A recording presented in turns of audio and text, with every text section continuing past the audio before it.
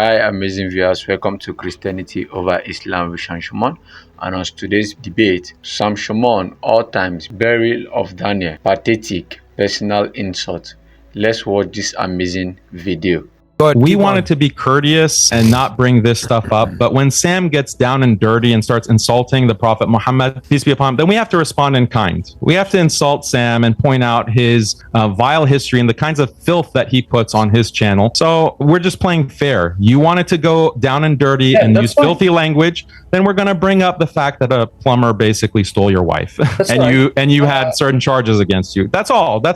Now, condemn child. Now, as far as those accusations, let's assume those accusations are true. All you're proving is that I'm a sinner, unfaithful to the teachings of Christ. But I was acting like Muhammad because Muhammad did a lot of plumbing with a lot of women other than his own wives. Because when he sanctioned married women and selling them off as chattel, that's condemned by the God of Moses in Deuteronomy 21:10-14. So, Lord, forgive me for acting like Muhammad, because I know acting like Muhammad leads me to hell, so may have mercy. And as far as violence, well, it's your Quran that says that you guys can beat your wives. So if you want to accuse me of that, more power to you. So scholars do not say it traces back to the very words of Jesus. They actually say it goes back to the ideas about what Jesus could have said. It's called the ipsissima vox, so what Jesus could have said. There is no way to determine that Jesus actually said anything that is claimed in the New Testament. When he talks about ipsissima vox, ipsissima verba, that now he just destroyed the Quran even worse, because when we come to the case of the Gospels, no Christian denies that human authors were used to communicate the words of Jesus in translation in Greek, and God can do that. So they're not going to quote exactly the same way in the target language. But what he doesn't tell you, and I did series on this, Allah, who's supposedly speaking the Quran, will repeat the same story with the same speech, whether Moses and the Egyptians or Shaitan, Iblis and Allah or Lot, and he cannot get the details in the exact same way. He'll quote the same speeches and often various conflicting, contradictory reporting. So the Quran itself is one huge ipsissima vox, which is surprising because I thought Allah is speaking and Allah knows everything and recalls speeches perfectly. So much for Allah and him being all-knowing. And then if we extend that to the hadith, your own scholars admit that when it comes to even your authentic traditions, you have ipsissima vox of your prophet, not ipsissima verba. Moreover, if the Bible is not preserved, you prove Muhammad is an antichrist because he confirmed all the scriptures. He didn't make any fuss about the variant readings, because if he did, he would end up bearing your Quran, because he admit that the Quran did not come down in one mode, ahruf, which your scholars till this day don't even know what the hell that means. That's why you have over 35 opinions about what the ahruf are, which means if you're consistent, you just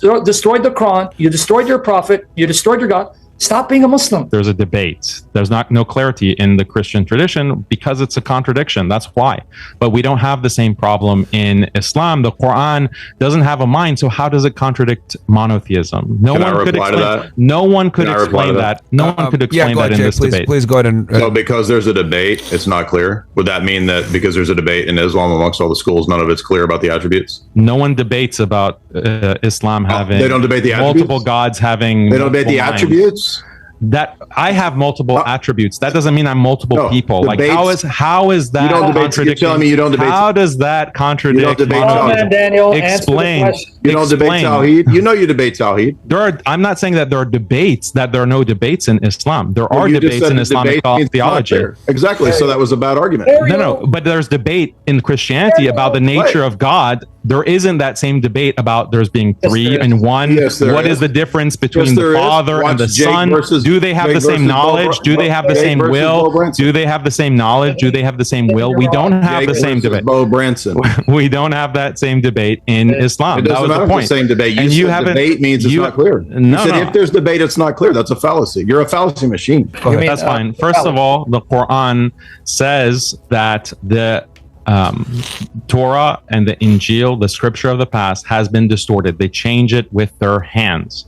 Point number two is that he doesn't understand the difference between am versus khas in Arabic. Am means general statement, versus khas, a specific statement. So if I point to a book and I say this is a reliable book, or this book confirms what I'm saying, I don't necessarily mean that every single line of that book I agree with, or every single line of that book is true. I'm making an am statement, a general statement that the book is true. Sam can only have an uncharitable reading or an uncharitable interpretation of the Prophet's words in that hadith if we assume that that hadith is authentic. So there is a difference of... This is the place where this video gets more interesting. If you haven't subscribed to our channel, please do it to subscribe. Opinion on the authenticity of that hadith, and he knows it. Chapter 2, verses 78, 79 shows again what you've been doing to the Bible, you're doing to your own Quran, and you fall under the condemnation of 378. You not only have the audacity to twist the scriptures, you have the audacity to twist the Quran. Anyone, I'm challenging here, let's do a debate on 275, 79, your proof text. Mano y mano, let's debate it. Go read the context. I've done an extensive study, and the Muslim commentators, it's talking about a particular group identified as Jews who wrote the book with their own hands. It doesn't say all Jews everywhere, let alone mention the Christians. You just butchered the Quran like you've been butchering the Bible, but I come back to butcher you. That's number one. Number two, you said that the hadith where Muhammad confirmed the Torah, that there are differences of opinion. Well, you probably didn't hear my recent responses to your friend Jake. Ibn Qayyim al-Jawziyah, which I have quoted, and if you want to read Arabic, because you think you boast about reading Arabic, I'll let you read the Arabic and parse it. Ibn Qayyim al-Jawziyah said, a group of scholars believe the Torah is uncorrupt. One of the evidences they gave is the hadith of Abu Dawood. They quoted it. They didn't question its authenticity. And even Al-Albani said it's Hassan, but put Albani aside. Ibn Qayyim al-Jawziyah, for those of you who don't know, he's the disciple of Shaykh al-Islam Ibn Taymiyyah, his granddaddy, when it comes to Salafi anthropomorphism. And he says, these scholars quoted this hadith. I guess they didn't know about the science of hadith classification. Thank God Allah sent you to correct them, because they said that when Muhammad saw their Torah, he put it on the cushion. He goes, I believe in you and him who revealed you. And then the scholars say he would not have said it if he thought the Torah was corrupted. And among the people that Ibn Qayyim al-Jawziyah lists as saying the Torah and the Gospel are incorruptible are al-Bukhari and Razi, which you probably don't care much about Razi, but Imam al-Bukhari, the one who collected the most authentic narrations according to you, the hadith. Now, the final thing is, if variant readings invalidate the Bible, it buries your Quran, because you have thousands of variant readings, but then you explain them as qiraat. But who authorized the qiraat? Show me one verse from your Allah that said that Mujahid would come and standardize 7 readings of the Quran. You make it up as you go along. The gig is up. Game over for your religion. Now, to be fair, Muhammad, peace be upon him, also commands war in some contexts. But the difference is Muhammad, peace be upon him, doesn't command Muslims to kill women, children, and babies. I want to thank Daniel for proving that Jesus is his God, Allah. Because according to the Quran, in chapter 5, verse 20 to 26, it was his Allah that ordered Moses and the Israelites to enter Canaan and wipe it out. Also, it was his Allah that ordered Saul, which the Quran erroneously calls Talut, in chapter 2, verse 246 to 251, where it was his Allah, whom he said was Jesus. So he just admitted Jesus is Allah, Muhammad's God and judge. In chapter 2, verse 246 to 251, who ordered Saul on these expeditions, and there's not a word of condemnation by his prophet saying that what Saul did to the livestock and children was an abomination to Allah. That means he's better than his God and his prophet. And again, I want to thank Daniel for proving that Jesus is Allah, his God, because in Sahih Bukhari, volume 4, notice what Daniel did. Instead of focusing on what it means for Allah to be one, he spent the bulk of his time criticizing the Trinity, but we will answer his objections in a rebuttal period, but I'm now going to turn against him. What exactly does it mean for Allah to be one? Because I'm aware that Daniel does believe the fact that the Quran is uncreated, and therefore we now have 2 distinct eternal entities that are not identical. Why? Because I'm going to show Daniel from his authentic sources, Sahih narration, that the Quran and the chapters of the Quran actually will intercede and debate with Allah. So now we have a paradox, because if the Quran is the speech of Allah and that's Allah speaking, is Allah speaking to himself? So is Daniel actually a modalist? Or is he a polytheist? Or does he have a form of Trinity? But his is even worse, because it's not 3 persons, because each chapter of the Quran has the potentiality of speaking with Allah. So that means his God consists of at least 115 divine persons or divine beings who can interact with one another and appear separately. And this is all from his authentic narration. Secondly, the second problem he has is that according to the Quran, the spirit of Allah is not Gabriel. So I'm going to now press him in the rebuttal period to prove otherwise. There's not a single verse in the Quran that says the spirit, the ruh, is Jibreel. He's now dependent on the very scholars of Islam that come centuries later to bail out Allah and his messenger, because that's what he accused the Lord Jesus, that Jesus wasn't clear enough to articulate the Trinity, but he did make an admission, which is now going to come and bite him. He admitted Paul taught the Trinity. It's now recorded. I want everyone to hear it. Paul taught the Trinity, because when we come to the scriptures, I'm going to show that even the Quran acknowledges that Paul was used by Allah to spread the truth of the gospel of Jesus Christ. More to come. The Spirit, according to the Quran, is distinct from Allah. He appears as a man. He speaks and creates. So now if we add the Spirit to the Quran and Allah, he's got about 116 divine persons or beings, and he doesn't have a singular person called Allah. Then we can go a little further and address the issue of the fact that according to our friend here, this is his belief. Allah has, well, he wouldn't use the term body parts. I don't want to misrepresent him. Allah has a foot. He has a shin. He even has loin. And he has at least 2 eyes, if not more, and 2 right hands. Now, for the life of me, if Allah is the creator of the heavens and the earth, how does he exist as an embodied being without him dwelling in space? Because if he's atemporal and he's timeless,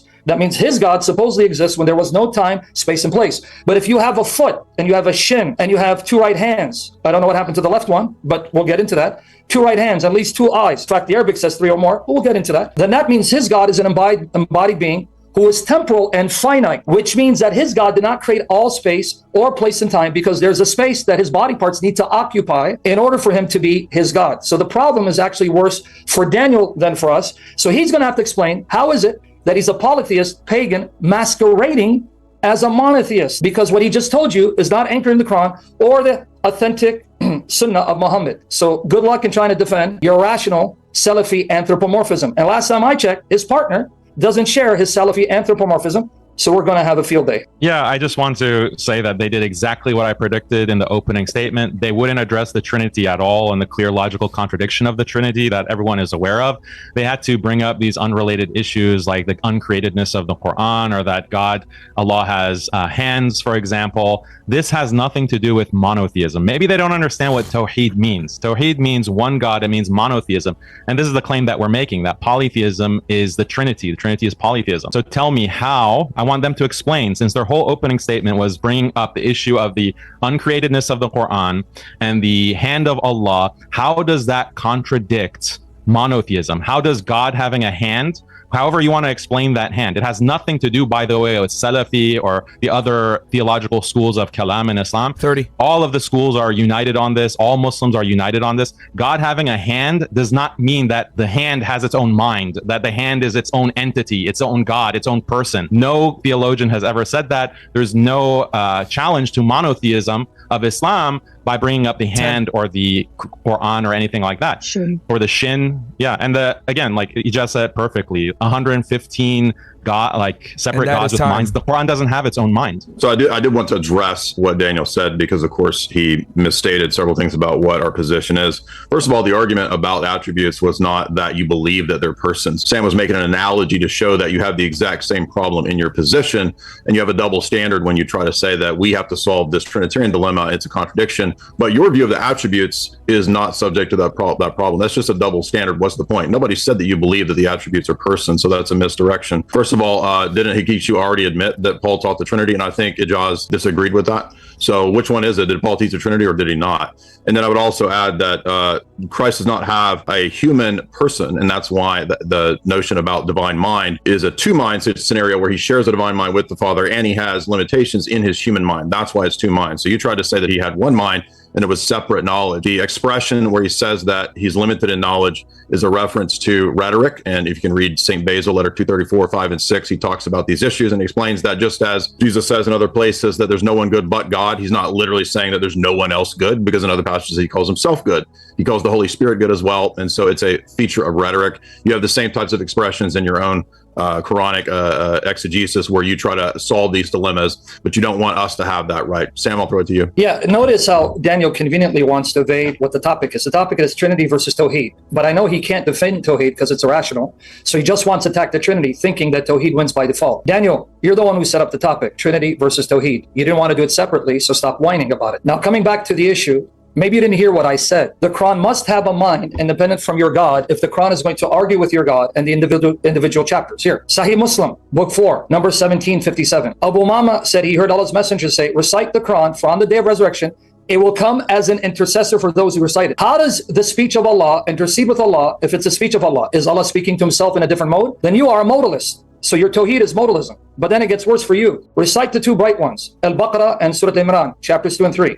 For on the day of resurrection, they will come as two clouds or two shades or two flocks of birds in ranks, pleading for those who recite them. Pleading with who? with themselves? If the surahs of the Quran can appear independently, separately, and appear in visible form, and argue with Allah, that's either your God being schizophrenic, arguing with himself in different modes, so you're a modalist, or you have now separate gods arguing with one another, so you're a polytheist, or you have to believe that Tawheed encompasses a plurality of distinct entities who can then interact and argue with one another. So don't run and evade with your smoke and mirror tactics. Deal with the issue. You didn't understand what I meant about your God's body parts, even though you don't like to use the term body parts. And no, not all the Sunnis define the hand of Allah as meaning what you mean, because you have those that say that it's a metaphor for his power. You do not believe this. So I'm still trying to figure out, do you believe in a finite God who assumes time and space? Because if he has a hand, two right hands, what happened to his left? Maybe you can explain. He has a shin, he has loins. That means he's an embodied being. If he's an embodied being, he requires space. Unless you want to create another contradiction with your irrational Salafi anthropomorphism. Daniel, remember what the topic is. I know maybe sometimes being a little intimidated, you forget. Trinity versus Tawheed. 10 seconds. Don't run from shouldering the burden of proof. Yeah, so Sam wants to make a big deal about the Quran speaking. So he read that hadith. Sam is not familiar with the Quran. So in chapter 36, verse 65, we read in the Quran, on that day we shall seal up their mouths, but their hands will speak to us, and their feet bear witness to everything they have done. Does that mean that our hands and feet have minds? Did any Muslim in history ever interpret that verse that the hands and feet of our own bodies have minds, yet they will speak for or against us on the day of judgment? So this is an interpretation that he has that no one has ever made in the history of Islam.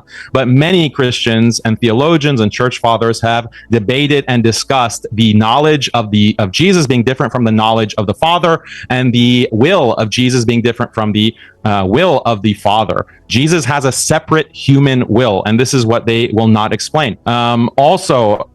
Explain that problem, that contradiction. God having a hand, guess what? That's a problem for the Trinity as well, because the New Testament in Acts 7:55 describes Jesus as standing at the right hand of the Father. So what is the right hand of the Father? Is that in space? Does the Father have a body? Can you explain that? What is the hand, the right hand of the Father? Does he have a left hand? Does the Father have a body? Like, does the Father have two sides?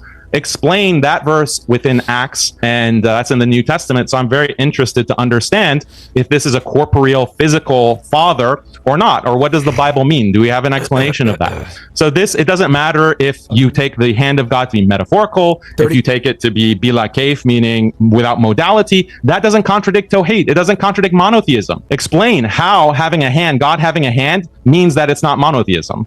That's what you can't do. Yeah, let me piggyback off of what he just said. Now, he was talking about that the Quran talks about hands and feet speaking, they don't have minds. How do you know that? Where did the text tell you that? Notice his appeal to authority. He says, well, no Muslim scholar, yes, I know you live in denial, just like you live in denial that you're pagans and polytheists for a variety of issues, especially kissing the black stone. It doesn't matter what your scholars say, it's what you can prove. So prove to me that when hands and feet are speak, they're mindless. So now let's take your analogy with the Quran. So a mindless Quran will be engaging Allah.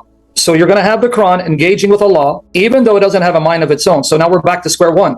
If the Quran is the speech of Allah, how does Allah's speech speak to himself? Is Allah speaking to himself, but in a different mode? You didn't answer that dilemma. Now, coming back to the issue of God in the right hand. Unlike you, according to the scriptures, unlike your position as a Salafi anthropomorphist, the Bible says God is spirit. So I'm going to challenge you to show me in your Quran and Sunnah where it says your Allah is spirit. And in the context of John 4:24, God is spirit, meaning that he is bodiless, incorporeal, because he's the creator of heavens and earth. But that God can appear visibly. God the Father appears visibly in heaven. That's Daniel 7:9. Verses 10, chapter 7, verses 9 to 10, Revelation chapter 4. So when it says that Jesus in his glorified physical body enters this heavenly realm where angels dwell, heaven itself is created and God can manifest in heaven, and Jesus physically being seen by the inhabitants of heaven, sitting at the right hand of the Father who appears visibly. But you don't believe that about the body parts of your God. You're not like Ijaz Maturidi. You believe your God has two right hands. Where's the left one? I'm still waiting for the answer. He has loins, he has a shin, and he's going to put his foot over hell, and then you have the womb yanking on his loins. That's inside Bukhari. Now, come back and address your polytheistic pagan beliefs. Since the chapters of the Quran can appear separately in visible form, and they are interceding with Allah, they're disputing with Allah, how, if the Quran 30. is the speech of Allah? Time up? No, 30. I'm just saying 30. Okay. How is the Quran? How are the individual surahs of the Quran disputing with Allah? According to you, no one thinks they have a mind. So mindless surahs have the mind enough to know who recites them, who to defend and argue on behalf of, and argue with Allah when this is supposedly speech of Allah. So is your Allah speaking to himself? Schizophrenic deity? So none of these points are defeaters for Islam, nor do they change or attack what Muslims actually believe. Notice the strawman that they have to create. They have to think that these are parts of Allah. Even Sam admitted, you don't use this language. So if we don't use that language, we don't describe it that way, we don't teach it that way, why is your opinion of how you read it in a very Christian way, I would say? It's very natural for you to create different persons for God. That's the very definition of schizophrenia. Let's get something straight here. Jay is incorrect. He made the statement, well, if it's still there in the Bible from Mark 13:32 that Jesus does not know the day or the hour, how does that mean that the scribes changed it? Yes, the scribes actually changed the meaning of the term, and what the academics have gone and done is translate, and they've tried to fix and adjust what the verse means, because it occurs twice in the Bible. And in the two places where Jesus has no knowledge of the day or the hour, the scribes tried to amend it. There is no textual critic alive today who will not testify to that. So I put it back to Jay. Let's look at the manuscripts. Sam says that your manuscripts are from the 4th century, and verbatim he says that they're a problem because the further they go back, the more that they disagree. And this refers to Codex Sinaiticus, Vaticanus, Alexandrinus, Ephraemi Scriptus, etc. He says that it's a problem. So Jay, please address the problem. Please answer how God can be ignorant. Please answer how God can not know things. That is a God who is fundamentally agile. Lastly, on this point of Allah having parts, Muslims don't believe that. Muslims do not say as well that when the day of judgment comes and things testify, parts testify, that these mean that they are the mind of Allah. No one says that. Daniel? Yeah, so there's a lot to say here. They keep saying that I'm Salafi this and Salafi that. Me and Ijaz are on the same page on all of these issues. You don't have to be a particular school of Islamic thought to defend Tawheed. So you keep projecting this onto us because you have no way to respond to our argument. And it's interesting that you're bringing up sects because Jay here has claimed that Catholics are modalists, that they're heretics, and that basically they are deviant. So what does Jay have to say about Catholics? He thinks that you're a deviant and a heretic, Sam, and maybe that you're going to hell. So did you clarify that with Jay before you even agreed to this debate? Second of all, for Sam, look at what Luke 19:40 says. I tell you, he replied, if they keep quiet, the stones will cry out. Stones will cry out according to the New Testament. Do the stones have minds? Isaiah 55:12. You will go out in joy and be led forth in peace. The mountains and the hills will burst into song before you, and all the trees of the field will clap their hands. Does that mean that the hills and the trees have minds? Sam, explain that. Or how about Psalm 98:8? Let the rivers clap their hands. Let the mountains sing together for joy. Does that mean that the rivers have hands and they're clapping for joy? Do they have minds? Sam, please explain all of those verses. You want to have that kind of understanding of mountains, rivers, and whatever, and you'll say that these are not minds. But the problem with the Trinity is that Jesus has a separate mind than the Father. The Father has a separate mind from Jesus.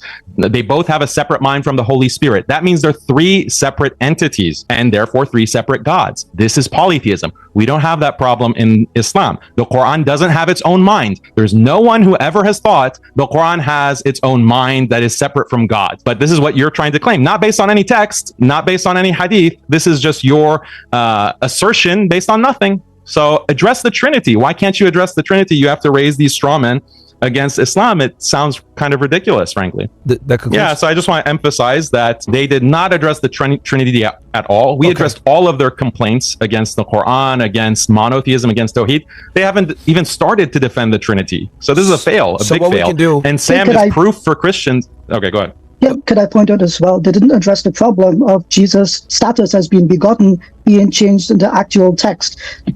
You seem to be missing the point that Sam admitted was a problem. Sam says that the manuscripts from the 4th century are a problem. He says Codex Sinaiticus. Well, how about this real quick? Because Yeah, so again, Jesus doesn't have a separate divine mind. He shares the same divine mind as the Father. And when he assumed human nature, he assumed a human mind. That's part of the fullness of human nature. So we don't say that he's separate, just like the persons of the Trinity are distinct but not separate. Just like you believe attributes are distinct, not separate. Now, I know that you can't seem to follow the fact that we're not saying you believe the attributes actually have minds. We're just pointing out that you have the same metaphysical problem, that you have a double standard for saying, I'm not liable to explain that. You have to explain it. And then when we bring that up, every one of your responses on that is a tu quoque. Well, doesn't the Bible talk about body parts? Doesn't the Bible? Yeah, but we don't have the same metaphysical problems as you because we don't have the same metaphysics. So, but you don't seem to be able to follow that. So that's a tu quoque. But other than that, the other thing I would just reply to is that Ijaz kept saying that all of the scholars in the world believe this. There's not a single one that would disagree. Has he read all of the scholars? He asserted all of these things. He says the scribes changed it, yet it's still there in the text. So he's just asserting these things. We don't know where this is coming from. These are all assertions. Go ahead, Sam. Yeah, we will get into scripture authenticity in the second part, but he wants to change the topic because it's too hot for him. And in the second part, he just proved Muhammad is a false prophet, and he is, but for other reasons. But let me come and address. Guys, you see how desperate Daniel is? And he's talking about we're evading the topic. Read Luke 19:38-40. Let me show you the context as my time is fleeting. There, Jesus is being praised by children, and the scholars are saying, rebuke them. He goes, well, if they were silent, even the stones will cry out. Anyone with any common sense, but understand it's hard for them to read a text in its literary context. He's using hyperbole, that even if they don't praise me, creation will praise me. That's exactly the context of the Psalms. The psalmist, which is poetic literature, is personifying creation to show that all creation glorifies God, because creation is a testimony to the greatness and existence of God. Nice try with that false analogy, but I want him now, when I engage you, I'm going to ask you, so are you saying to me that when the hadith, not your Quran, says that the surahs will intercede with Allah, that's not literal? Are you saying to me when the Quran will intercede with Allah, that's not literal? I hope you say that. And on top of that, what do you do with the hadith where it says the trees greeted your prophet, stones greeted your prophet, and at the last day, a stone will cry out saying, hey, there's a Yahud behind me, come and kill him. Are you going to allegorize those statements, Daniel Haqiqatjou? I hope not, because I'm going to have a field day at your expense. And what are you going to do with chapter 47, verse 22 of the Quran? When you go to Bukhari, your prophet says there's a primordial rahim, womb, that yanked on your God's gonads. And he said, stop, stop. Are you going to allegorize that too? The fact that your God has loins, the fact that there is a womb yanking on his gonads, which is actually in Bukhari, cited even in Ibn Kathir. You're comparing apples and pineapples because the debate is over. You can't defend your irrational, incoherent Salafi babble. And yes, I know you don't want to say the hand is literal in the sense that it's a hand like my hand. But I want to hear you from your own mouth, Daniel. Are you telling me that Allah's hand is a metaphor for power? I want to hear it. Are you going to say, Billah Kayf? It's a hand. We know it's a hand. It's unlike anything. We don't know how, but it's a hand. Because your God is not the true God. Your God is the figment of Muhammad's imagination. How much time I have? 13 seconds. Right, so now an interaction. Get ready, boys. I know you want to change the subject. We're going to see how you're going to address these issues. So let's go. All right. Okay. So, do you guys want 3 minutes, 4 minutes, or 5 minutes for open dialogue between the four of you? 5 minutes? Can we put 5 minutes on the clock, please, Bills? So what we're gonna do here, guys, is we're gonna have it just open dialogue. We're on the topic of Trinity versus Dawid, and then we're going to go into scripture next and authenticity for the next round. So I will go ahead.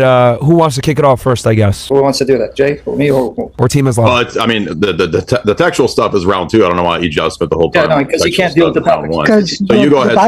The Bible okay, so here, Daniel. That's Are round you saying two, that the Bible doesn't That's round change your two, beliefs? dude. Well, yeah. Does the Bible affect your beliefs? Okay. So your that's what beliefs we'll do. now. I want to know. I want to know if Jay hold on, guys. believes Hold on one second, guys. Hold on. What I'm going to do is I'll just have someone who wants to kick off the first question of this open dialogue, and I'm going to start the timer. Who wants to do it? Yeah. Okay. Well, I'll do it. You go. Okay. Daniel. So Sam, I'm going to turn the clock on once you go, and then this open dialogue between the four of you. Guys, try please not to interrupt each other so they can hear you because it's Zoom. So they really won't be able to hear you if you guys interrupt each other. So go ahead, Sam. I'll kick it off with you. Go ahead. Yeah, Daniel. I want to hear from your own mouth. The Yad of Allah. Is it a metaphor for his power? It can be a metaphor for his power. It can be interpreted in many different ways. It does not contradict. It does not contradict Tawheed. It does not contradict monotheism. Yes, it does. You can have an Ash'ari position and interpret it as a metaphor, or you can have a Salafi Athari position and interpret it differently. That explain to me how it contradicts. Okay, can you stop? Tawheed. Can you explain to me? I answered your question. No, you how does a hand? How does God having a hand, however it's interpreted, contradict monotheism? Can you explain that? How does having a hand? How does a hand contradict monotheism? Let me get to the point. Explain it. No, you asked me a question. It's open dialogue. You asked me a question, and I answered you. Now answer my question.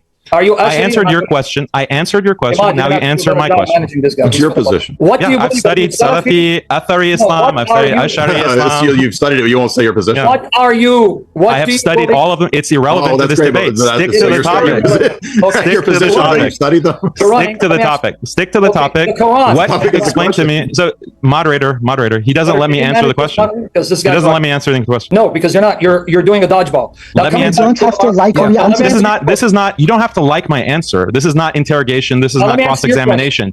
You already asked me one question. Let me ask you a question now. Okay. Jay, is Catholicism modalism? Is it a heresy? Yes or no? It can lead to that if they're consistent with it. Yes. No. Is it or not? Well, it's a false either or because not everybody who's wrong is necessarily a heretic. They're not necessarily formal heretics. You can have a material heresy. So the Catholic position. Okay. Now, is it a heresy or not? It depends on the person whether they're hardened in that heresy. No. It doesn't depend on a person. There's. You're asking me my position. Doctrine. I'm telling you my position. You don't have to tell me what my position is. Hey, let me help you. The Catholic doctrine is so don't let him filibuster because he wants to eat up the time. Now, let me ask you the question, because I know that's what we're trying to do. Well, what do you think about that? Jay just called your church a heretic. I'm a heretic. I deserve help. Jay, pray for me and ask the intercession of the saints. Now, let's come back to the Quran.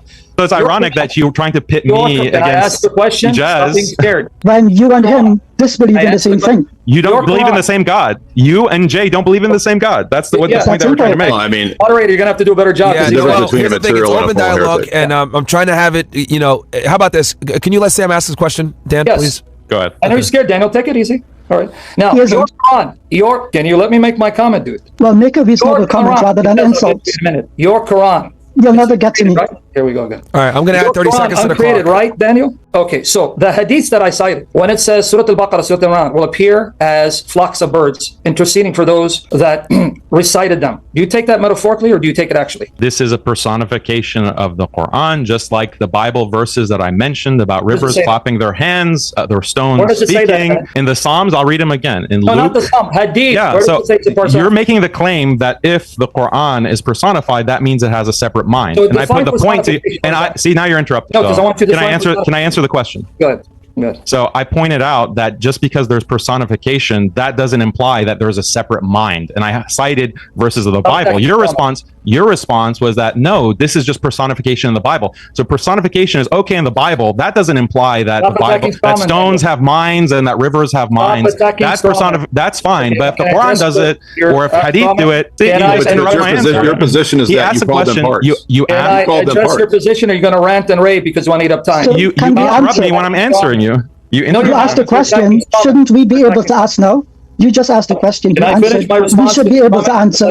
So, no, it's our turn to ask the question. I'm going to ask you a question. No, I'm asking you a question, Sam. Well, hold on. Sam, Let's let Sam finish real fast. Please answer the question. Let's let Sam finish. You'll never get to me. You'll never get to me. You're going to keep running. Your moderation's got. Are we able to ask questions or not? Sam asked to ask questions. You guys want to run? Go ahead. Okay, add 30 seconds to the clock. We're going to let Sam finish his point, and then we'll go ahead and let you ask your question. Is he making points or asking questions? Okay, so now Daniel, let him make his... Stop attacking straw man, because in Christianity? the Psalm, you'll not find where it says, and the moon will come and intercede for those that looked to it and venerated it. The hadiths I cited is about the day of resurrection. It's about intercession. So I want to know, what do you mean by personification when in those hadiths, it's talking about the surahs interceding with Allah? Will there be intercession? Is that true? Will people need intercession before Allah? Is that true? So what exactly do you mean by personification? Because your appeal to the Psalms shows that you don't understand what a personification is. Can I answer without interruption? Go ahead, answer. We'll see how good you without interruption. Can I answer? Yeah, and I'll give you Jazz some time as well because he didn't get a chance. So go ahead. Yeah, Sam didn't come to me. Yeah, they're just dictating the question. So I cited verse of the Quran in chapter 36 that even your hands, even your feet will intercede. There are many things that will intercede on the day of judgment. That doesn't mean that those things have minds. Those things don't imply that those things are God, that those are God's mind. That's the thing. The point that we made against the Trinity is that Jesus has a separate mind, a human mind, and the Father has a separate mind. Now, Jay says that the mind of Jesus is a fully human mind, but does that mean the Father has a fully human mind as well? If not, those are two separate minds of God. So those are two separate minds, two separate entities, two separate beings. That's not analogous to your hands interceding on your behalf on the day of judgment, or the Quran, or your feet, or anything else that will intercede on your behalf on the day of judgment. Explain how Jesus can have a separate mind from the Father and they be the same mind. I didn't interrupt. So who you want to answer, Jay? Because Ijaz wants to ask a question. So the separation comes in the fact that he has a human mind that he assumed, but he retains the divine mind that he shares with the Father because he's a divine person. He's not a human person. This is an important distinction in Christian theology, that we don't accept the Nestorian teaching that Jesus is a human person. He's a divine subject that assumed a human mind, a human nature, a human will, a human energy. So he shared, it's a both and not an either or. So your whole question is predicated on a false either or. All right, so that's you time deny right there. that the Father has a human mind. So real quick, Jesus that has is a mind time, that the guys. Father doesn't have. That is time, but did you guys want to ask Ijaz a question, or did Ijaz have a question for you guys? They would. They would not. One answer. Go ahead, Ijaz. What's your question? Yeah, a simple question. Why Okay. did the scribes omit in the Vulgate that Jesus doesn't know the day or the hour when it addresses him as the Son, speaking of the person, not speaking of natures? Yeah. Ask me that in the scriptural debates, because I'm going to use that argument. This is theological. This is theological. No, it's We not. have another topic. I'm asking you theologically, is the Son the person who's Oh, ignorant? Can you, Is you want the to talk Son over the me? person You're who's doing the very thing ignorant? you accuse me of. Can you answer the question Take or it not? easy. Okay. Can you let's- answer it? Okay. Go ahead. Talk over me again. One more time. I Go asked ahead. the question, it's quite simple. You In know, Mark you asked about 14:32, scribes when changing it says the the Son, text. listen to I'm my not- All right, question. Ijaz, let him. I I'll think tell you you heard what your my question, question Ijaz. is. Just let him take it easy. answer. I know I you're think scared. he- I Take it You think don't he- have to change my question for me. Let You me ask just my asked question about and answer scribes it. changing the Listen text. to what I said. Okay, I moderate. asked. Okay, Let's go to Ijaz, the Ijaz, next- he ask the heard. question. Ijaz, he heard your question. Just let him answer. He heard your question.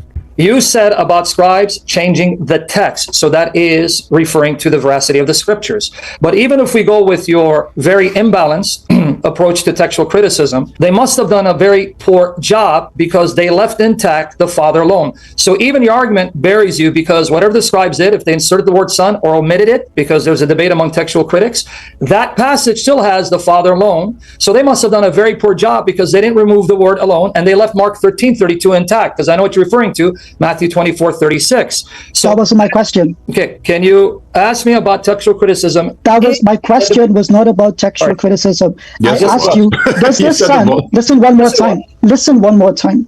I'm asking you. The scribes made the change to omit or the Son, and I'm asking you, why is it specific for the Son to be omitted if the Son is the same person who has the same knowledge as the Father? Just a simple question. If Now, the by the way, Son Daniel, has I the want- same knowledge as the Father, why does it By the way, specify Daniel, he's ignorant of it? Take it. Can't answer the question. They can't answer it. Actually, I Let's did move answer on. the question. Okay, no, No, no, you no. didn't. You didn't Hold on, understand hold on. the question. You think it's a Hold on, textual guys, hold on, criticism hold on. question. Don't Let worry, me You give don't Sam answer a it. chance. Give Let me Sam make my a chance to final answer point. this. Then we're going to move on to scripture because we have went on a little bit longer here. Could I make a final point to Daniel? One final point? Yeah, go ahead. If you can answer their question as well, please. All throughout this debate, he shows that he's a very poor debater because he's attacking strawman. Unlike the examples of your hands and feet, the surahs are supposed to be uncreated and eternal. So you're still left with the dilemma that the chapters of the Quran, uncreated, eternal, will be speaking with God. So you have uncreated entities, unlike your hands and feet. So I'm going to now agree with you.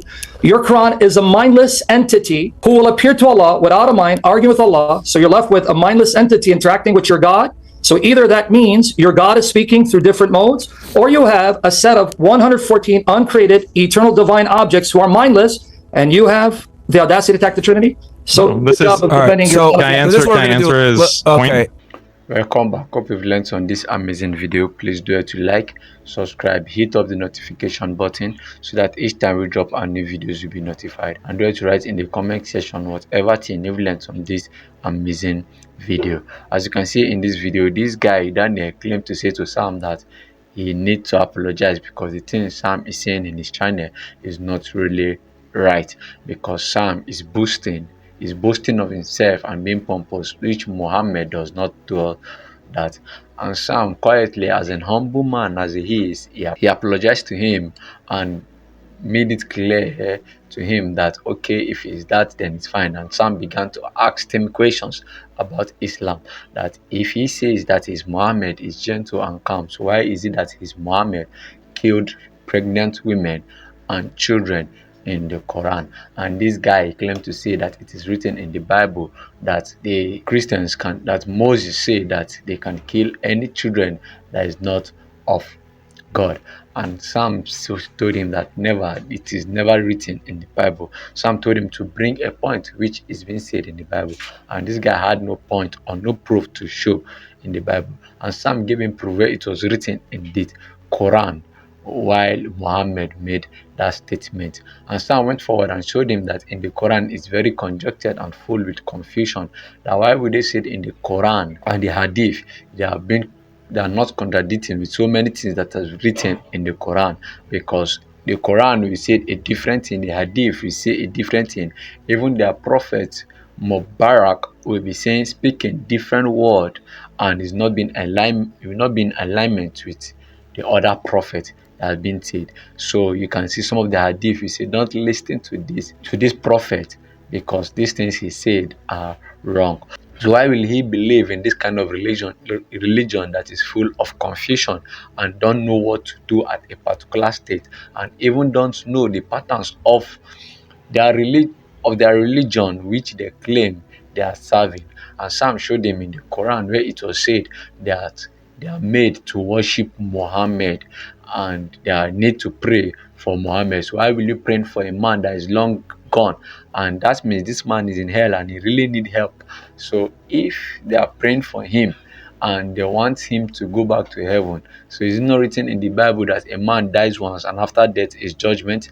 So this thing means that Muhammad mainly is in hell. And Sam went forward and showed them where it was said that in their Allah they are claiming that is God they are serving, that their Allah, Muhammad made it clear that it is Jesus that is that Allah, because the the Quran recognized Jesus as a powerful man because he did so many miracles, performed so many things here on earth. The main reason now they are not in alignment with Christians is because they don't believe that Jesus Christ is the Son of God. So you can see in this debate, Daniel is tap dancing, and even his second that visit him are even tap dancing because they don't have any proof to show where it was written, either in the Bible or in the Quran that the Bible is corrupted. But mainly you can see it's more here in this debate that truly the Quran is corrupted. So this Islam as a religion is just a religion that is full of heresies, confusions, and so many things that they don't know of ignorance. I believe so many of them are in this Islam because of their selfish gain, because of what they are gaining in this Islam. I believe this is why, this is the main reason this one of their scholar Daniel is still in Islam.